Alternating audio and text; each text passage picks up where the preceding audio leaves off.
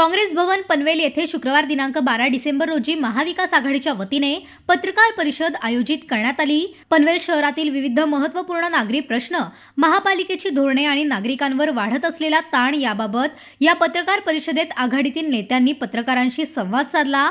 पत्रकार परिषदेत महाविकास आघाडीच्या नेत्यांनी पनवेल महानगरपालिकेचा वाढीव मालमत्ता कर, शहरातील रस्ते, पाणी टंचाई, तळोजा MIDC परिसरातील गंभीर प्रदूषण यांसह अनेक तातडीच्या समस्यांकडे लक्ष वेधले। तसेच महापालिका क्षेत्रात उभारण्यात आलेल्या अवास्तव आणि बस थांब्यांबाबतही महाविकास आघाडीने तीव्र नाराजी व्यक्त केली। या सर्व प्रश्नांवर आवाज उठवण्यासाठी मंगळवार दिनांक 16 डिसेंबर रोजी पनवेलमध्ये भव्य मोर्चाचे आयोजन करण्यात येणार असल्याची घोषणा यावेळी करण्यात आली। या मोर्चात महाविकास आघाडीतील राज्य पातळीवरील प्रमुख नेतेही सहभागी होणार असल्याचे सांगण्यात आले।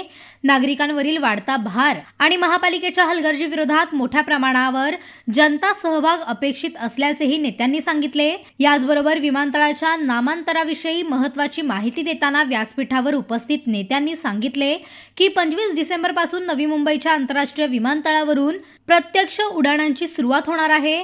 या विमानतळाला लोकनेते स्वर्गीय दिबा पाटील यांचे नाव देण्यात यावे, या मागणीसाठीही महाविकास आघाडीने जोरदार भूमिका मांडली आहे। या मागणीसाठी खासदार बाळामामा म्हात्रे यांच्या नेतृत्वाखाली मोठा मोर्चा काढण्यात येणार असल्याची माहिती यावेळी देण्यात आली।